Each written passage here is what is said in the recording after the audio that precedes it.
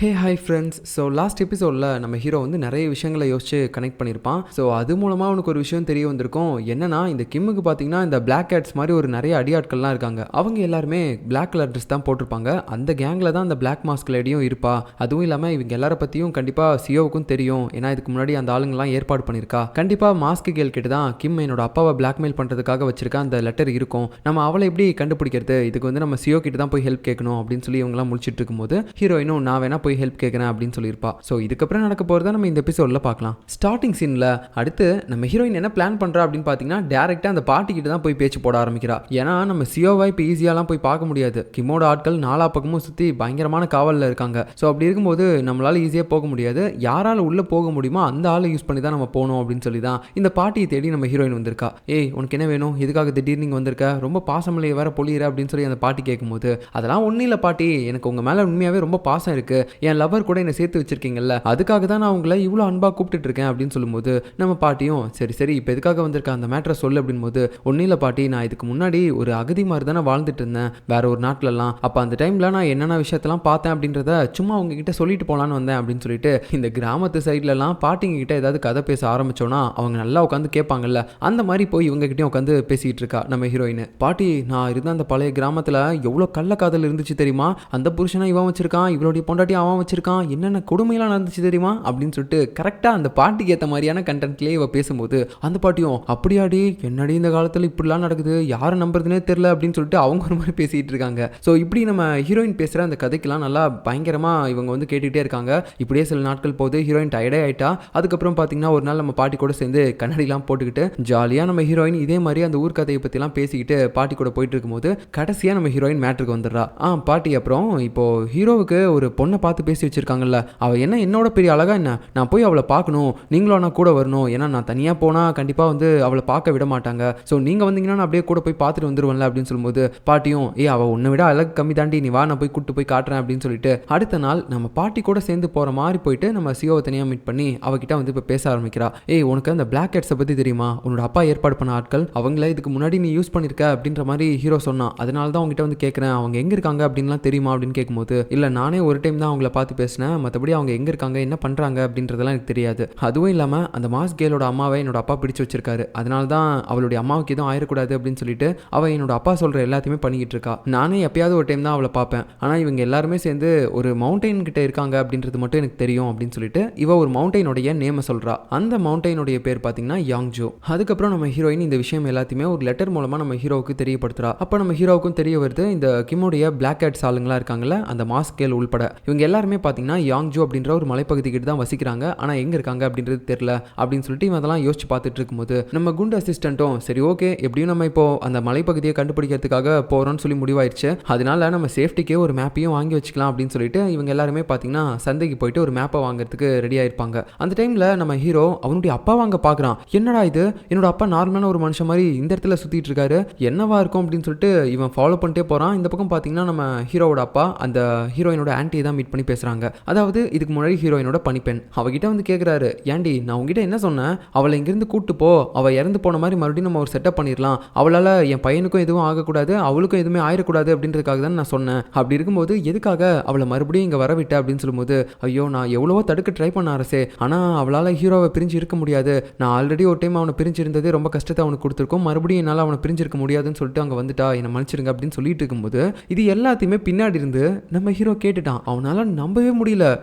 இப்போ நீங்கள் என்ன சொல்லிட்டு இருந்தீங்க, இதுக்கு முன்னாடி அவள் என்னை விட்டுட்டு போனதே தாங்க முடியல, மறுபடியும் எப்படி விட்டுட்டு போகிறது அப்படின்னு தானே சொன்னீங்க, அவள் எப்படி அது மாதிரி சொல்லலாம் அப்படின்னா, நான் இதுக்கு முன்னாடி இறந்ததா நினச்சிக்கிட்டு இருந்த என்னோட மனைவி இன்னும் சாகல, அதுதான் இவளா அப்படின்னு சொல்லிட்டு இவனுக்கு எல்லாமே தெரிஞ்சு போயிருது. இதை பார்த்துட்டு ஹீரோயினோட ஆன்ட்டியும் எல்லா உண்மையுமே சொல்லிடுறா. ஆமா அரசே, என்ன மன்னிச்சிருங்க, இதுக்கு முன்னாடியும் நான் அரசர் சொன்னதை கேட்டுட்டு தான் உங்களுடைய மனைவி இறந்து போன மாதிரி செட்டப் பண்ணணும் அப்படின்னு சொல்லி நினச்சிட்டு இருந்தேன். ஆனால் அவங்க அதுக்கு முன்னாடி தண்ணியில் போய் விழுந்துட்டாங்க. பட் அதுலேருந்து அவங்க வெளியே வந்ததுக்கு அப்புறம் பழசு எல்லாத்தையுமே மறந்துட்டாங்க. நானும் அதை அப்படியே மெயின்டைன் பண்ணிட்டேன். பட் ஆனால் இப்போ ரீசெண்ட் டேஸ்ல அவங்களுக்கு எல்லாமே தெரிஞ்சிச்சு அப்படின்னு சொல்லும்போது இது அப்படியே கேட்டுட்டு ஷாக்கிங்கோட வெளியே நம்ம ஹீரோ நடந்து வரும்போது, அப்போ நம்ம ஹீரோயின் ரீசெண்ட் டேஸ்ல இப்படி இவன் மேலே ரொம்ப அஃபெக்ஷனாக இருக்க மாதிரிலாம் நடந்திருப்பா. அது எல்லாத்தையுமே யோசிச்சு பார்க்கும்போது அப்படின்னா அவளுக்கு எல்லா உண்மையுமே இப்போ தான் தெரிய வந்திருக்கா, அதனால தான் என்னை மறுபடியும் விட்டு பிரிஞ்சிடக்கூடாதுன்னு அவ்வளோ அன்பா என்கிட்ட நடந்துக்கிட்டாளா அப்படின்னு சொல்லிட்டு உடனே நம்ம ஹீரோயினை தேடி இவன் போக ஆரம்பிக்கிறான். ஆனால் எங்கேயுமே தேடி நம்ம ஹீரோயினை காணவே இல்லை. அவள் எங்கே போனான்னு சொல்லிட்டு இவன் ஒரு ஆத்தோரமாக நின்றுக்கிட்டு நம்ம ஹீரோயினை நினச்சி பயங்கரமாக ஃபீல் பண்ணிட்டு இருக்கும்போது நம்ம ஹீரோயினும் வரா. என்ன அரசரே, காலையிலேருந்து என்ன பயங்கரமாக தேடிட்டே இருக்கீங்க போல, என்ன ரொம்ப மிஸ் பண்ணிட்டீங்களா அப்படின்னு சொல்லிட்டு இருக்கும்போது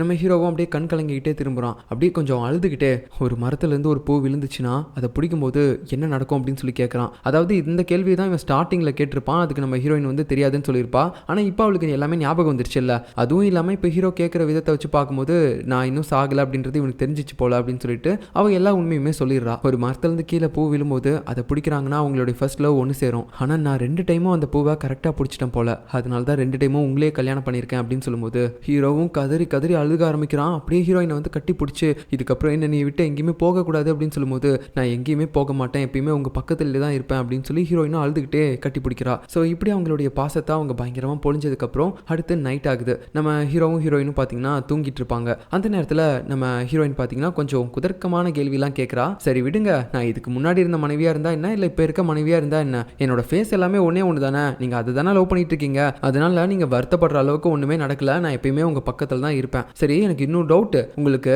உங்க பழைய மனைவியை ரொம்ப பிடிக்குமா இல்ல இப்ப இருக்க மனைவியை பிடிக்குமா அப்படின்னு சொல்லி கேட்கும்போது ஹீரோவுக்கு என்ன பதில் சொல்றதுனே தெரியல. ஹீரோயினும் தலைவாணி எடுத்து அடி அடி நடிக்கிறா. உண்மையை சொல்லு, உனக்கு யாரை பிடிக்கும் அப்படின்னு சொல்லி கேட்கும்போது எனக்கு உன்னை தான் பிடிக்கும் அப்படின்னு சொல்லிட்டு ஹீரோ அப்படியே கிஸ் பண்றான். அப்ப இதே நேரத்தில் அந்த விதியோட பூக்கள்லாம் இருக்கும்ல, ஸோ அதுல நம்ம ஹீரோவோட அந்த பூ பார்த்தீங்கன்னா இப்போ முழுசா ரெட்டா மாறிடுச்சு. இருந்தாலும் அதை சுத்தி ஒரு சூழ்ச்சி ஏதோ வந்து சூழ்ற மாதிரி தெரியுது. இதை அந்த வயசான தாத்தாவும் அந்த பையனும் பார்த்துட்டு இருக்காங்க. அந்த பையன் கேட்குறான் ஏன் இந்த மாதிரி இருக்கு அப்படின்னு சொல்லும்போது அதை கேட்டு அந்த வயசானவரும் இவங்களுடைய காதலுக்கு கடைசியா இன்னொரு சூழ்ச்சியும் இருக்கு, அதை தாண்டி இவங்க மீண்டு வருவாங்களா இல்லையா அப்படின்றது இனிமேல் தான் நமக்கு தெரியும் அப்படின்னு சொல்றாரு. அது என்ன சூழ்ச்சி அப்படின்றத நம்ம பொறுத்து இருந்தா பார்க்கணும். ஸோ நெக்ஸ்ட் சீன்ல நம்ம கிம்முக்கு இப்போ எல்லா உண்மையுமே தெரிஞ்சிச்சு. அதாவது நம்ம ஹீரோயின் வந்து சாக கிடையாது, இதுக்கு முன்னாடி நம்ம ஹீரோவோட மனைவி இறந்து போயிட்டு தான் சொன்னாங்கல்ல, அவளும் அதுக்கப்புறம் அவளை மாதிரியே இப்போ ரெண்டாவதா இன்னொருத்தி வந்திருக்காள்ல, அவங்க 2 பேருமே ஒரே ஆள் தான் அப்படின்னு சொல்லிட்டு இவனுக்கு எல்லாமே தெரிஞ்சு போயிடுச்சு. ஆக்சுவலா நம்ம ஹீரோயின் முன் ஜென்மத்தில் இருக்கும்போது அவளை கொலை பண்ண சொல்லி ஆர்டர் கொடுத்ததுக்கான ரீசன் என்ன, அவ வந்து நம்ம ஹீரோவோட அம்மாவுக்கு விஷம் வச்சு சாகடிச்சிட்டா அப்படின்னு சொல்லி தானே. ஸோ அப்படி இருக்கும்போது அவ இன்னும் சாகல,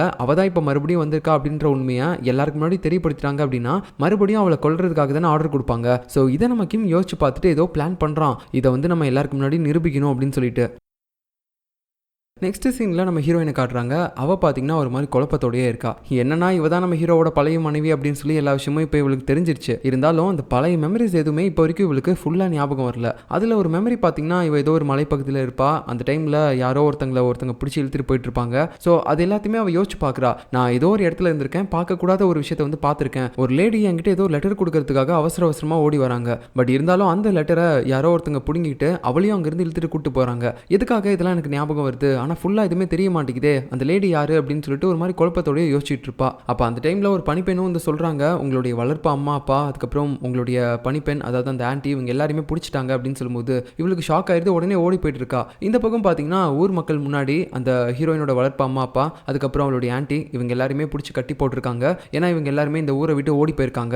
ஸோ இவங்க வந்து நம்மளுடைய நாட்டில் இருக்க துரோகிகள், இவங்களை வந்து நம்ம பழி வாங்கணும் அப்படின்னு சொல்லி தான் இந்த கிம் பார்த்தீங்கன்னா இப்போ இவங்களுக்கு தண்டனை கொடுக்க போகிறான். அதுவும் அவங்களுடைய தலையை வெட்ட சொல்லி. ஸோ கரெக்டாக அவங்களுடைய கழுத்தை வெட்டலாம் அப்படின்னு சொல்லி போகும்போது நம்ம ஹீரோயின் அந்த இடத்துக்கு ஓடி வந்துட்டா. என்ன காரியம் நீங்கள் பண்ணிட்டு இருக்கீங்க, இவங்க ஊரை விட்டு ஓடி போனாங்கன்னா அதுக்கு நீங்கள் இப்படி கொலை பண்ணுவீங்களா என்ன அப்படின்னு சொல்லும்போது நம்ம நாட்டு வழக்கப்படி அப்படி தான் பண்ணுவோம், நீங்கள் எதுக்காக இதெல்லாம் கண்டுக்கிறீங்க, இவங்க என்ன உங்களுடைய உண்மையான அம்மா அப்பாவா இல்லை அவங்க ஆன்ட்டியா, எதுக்காக இப்படி துடிக்கிறீங்க, அதுவும் இல்லாமல் நீங்கள் ஏதோ ஒரு உண்மையை மறைக்கிற மாதிரி தெரியுது, அந்த உண்மையை நீங்கள் சொல்லிட்டீங்கன்னா கொஞ்சம் நல்லா இருக்கும், நாங்களும் வந்து இவங்களை ரிலீஸ் பண்ணிடுவோம் அப்படின்ற மாதிரி சொல்லும்போது ஹீரோயினுக்கு தெரிஞ்சிருச்சு, நான் தான் ஹீரோவுடைய முன்னாள் மனைவி அப்படின்ற விஷயத்த எல்லாருக்கும் முன்னாடியும் சொல்ல நினைக்கிறான் போல, ஆனால் நான் அதை எப்படி சொல்லுவேன் அப்படின்னு சொல்லி யோசிச்சுட்டு இருக்கும்போது அவங்களும் சொல்றாங்க, அந்த வளர்ப்பு அம்மா அப்பாவும் அப்புறம் அந்த ஆன்ட்டியும், இல்ல நீ இதை சொல்லக்கூடாது, உனக்காக தான் நாங்கள் எல்லாருமே இவ்வளோ கஷ்டப்பட்டோம், இந்த டைம்ல நீ அதை சொல்லிட்டுனா உன்னை 5 வருஷமா நாங்கள் கஷ்டப்பட்டு பாதுகாத்ததுல பிரோஜனமே இல்லை அப்படின்னு சொல்லிட்டு இருக்கும்போது ஹீரோயினுக்கு மனசே கேட்கல, நம்மளால இவங்க சாகிறத கண்டிப்பா என்னால் பார்க்க முடியாது அப்படின்னு சொல்லிட்டு சரி நான் சொல்லிடுறேன், எல்லா உண்மையுமே சொல்றேன், இதுக்கு முன்னாடி ஹீரோவோட மனைவியா இருந்தது நான் தான் இப்போ வேற ஒருத்தியோட நேம்ல இங்க வந்திருக்கேன் அப்படின்னு சொல்லி எல்லா உண்மையுமே சொல்லும்போது அங்க இருக்க எல்லாருமே ஷாக் ஆயிட்டாங்க.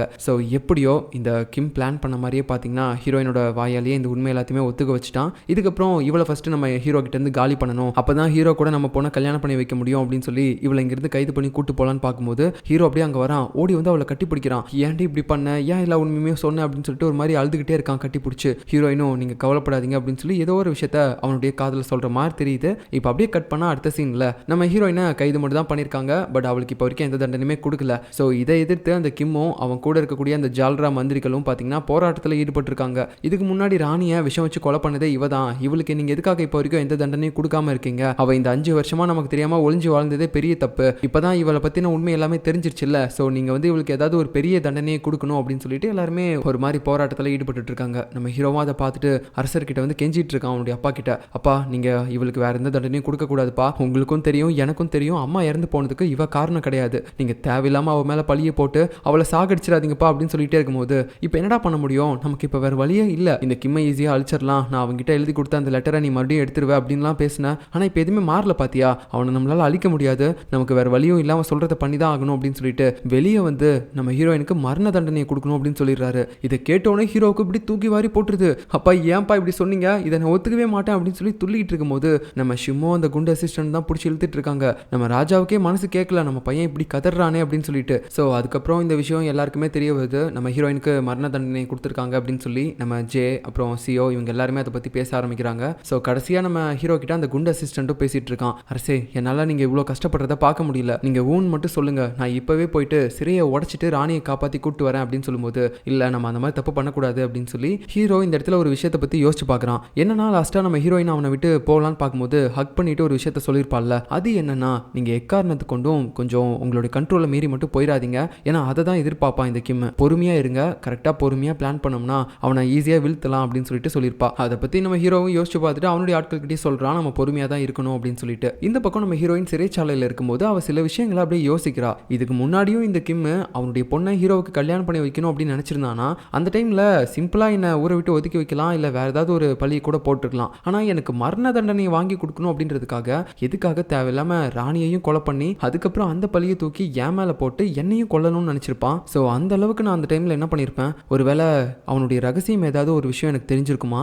அதனால தான் என்னை சாகடிக்கிறதுக்காக அவன் அவ்வளோ விஷயங்களை பண்ணியிருப்பானா அப்படின்னு சொல்லி நம்ம ஹீரோயின் யோசிச்சுட்டு இருக்கும்போது கரெக்டாக கிம்மே இவளை பார்க்கறதுக்காக வரான். அப்போ உடனே நம்ம ஹீரோயின் ஒரு பிளான் பண்ண ஆரம்பிக்கிறா. என்னன்னா, இவளுக்கு கடைசியாக ஒரு மெமரி மட்டும் ஞாபகம் இருக்குல்ல, ஒரு மலை பகுதியில் பனி பொழிஞ்சிட்டு இருக்கும்போது ஒரு லேடி லெட்டர் கொண்டு வந்திருப்பாங்க. பட் அதை வந்து அவள் வாங்குறதுக்கு முன்னாடியே யாரோ ஒருத்தன் அவளை பிடிச்சி இழுத்துட்டு போயிருப்பான். அந்த விஷயத்தை பற்றி லைட்டாக அப்படியே சொல்ல ஆரம்பிக்கிறா. இந்த மாதிரி அந்த மலை பற்றி உனக்கு தெரியுமா, யாங்ஜூ மலை, அந்த இடத்துல ஒரு லேடி கூட எனக்கு லெட்டர் கொடுக்க வந்தாங்க அப்படின்னு சொல்லிட்டு எல்லாத்தையுமே சொல்லும்போது இவனுக்கு ஒரு மாதிரி பயம் ஆக ஆரம்பிக்குது. ஐயோ, இவளுக்கு பழசெல்லாம் ஞாபகம் வந்துச்சு போல அப்படின்னு சொல்லும்போது நம்ம ஹீரோயினும் அவனுடைய பயத்தை நோட் பண்றா. ஸோ உடனே அதை அப்படியே மெயின்டைன் பண்றா. நான் மட்டும் செத்து போயிட்டேன்னு வச்சுக்கோயேன், அந்த லெட்டரை பற்றின உண்மை எல்லாத்தையுமே ஹீரோ வெளியே கொண்டு வந்துருவான் அப்படின்னு சொல்லும்போது இவன் அப்படியே பதற்றத்தோடைய, ஏய் சும்மா லூஸ் மாதிரிலாம் எதுவும் வளராத, என்ன லெட்டரு, என்ன யாங்ஜூ மலை, ஏதோ உனக்கு தெரிஞ்சதை வச்சு சும்மா லூஸ் மாதிரிலாம் அடிச்சு விட்டுட்டு இருக்காத அப்படின்னு சொல்லிட்டு அவன் பாட்டுக்கு போயிடுறான். இப்போ இந்த இடத்துல இவன் சமாளிக்கிறதுக்காக இப்படி பதற்றத்தோட பேசுறான்ல, அதை பார்க்கும்போது ஹீரோயினுக்கு தெரிஞ்சிச்சு, ஓஹோ அப்படின்னா இதுதான் மெயின் பாயிண்ட். அந்த மலையில அதுவும் அந்த லேடி கிட்ட இருக்கக்கூடிய லெட்டர்ல ஏதோ ஒரு முக்கியமான விஷயம் இருக்கு,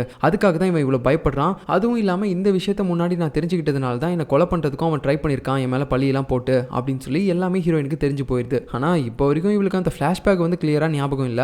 இப்போ அப்படியே கட் பண்ணிட்டு நெக்ஸ்ட் சீன்ல நம்ம ஹீரோவை காட்டுறாங்க. இவனுடைய இடத்துக்கு பாத்தீங்கன்னா நம்ம சிஓ இருக்கால, அவளுடைய கல்யாண ட்ரெஸ்ஸை அனுப்பியிருக்கா. இதை பார்க்கும்போது ஹீரோவுக்கு ஒண்ணுமே புரியல.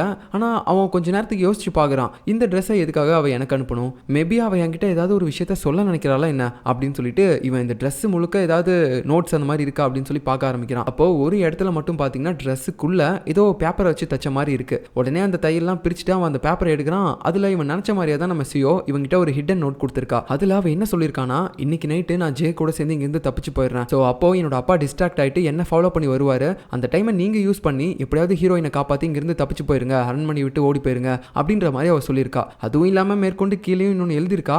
அது என்ன அப்படின்றத நமக்கு இப்போதைக்கு காட்டல, அதை நோட் பண்ணிக்கோங்க. இதை நம்ம ஹீரோ நோட் பண்ணதுக்கப்புறம் இதை அப்படியே வந்து நம்ம ஜே கிட்ட சொல்றான். அவனும் அதை கேட்டு ஓகே நானும் பிளானுக்கு ரெடியா இருக்கேன் அப்படின்னு சொல்றான். அதுக்கப்புறம் நம்ம ஹீரோ அங்கிருந்து வெளியே போலான்னு பார்க்கும்போது இவனுடைய கல்யாண ட்ரெஸ்ஸை தைக்கிறதுக்காக அங்கே நிறைய பட்டு நூல்கள்லாம் வந்திருக்கும். அதை நம்ம ஹீரோ பார்த்துட்டு, இல்ல நாங்கள் வந்து இதை விட இன்னும் பயங்கரமான பட்டு நூல் வாங்கிக்கிறோம், இதை வந்து நீங்க இன்னைக்கு வெளியே அனுப்பிடுங்க. அந்த லேடியும் ஓகே அரசே நான் பார்த்துக்கிறேன், நான் இதை வெளியே அனுப்பிடுறேன் அப்படின்னு சொல்றாங்க.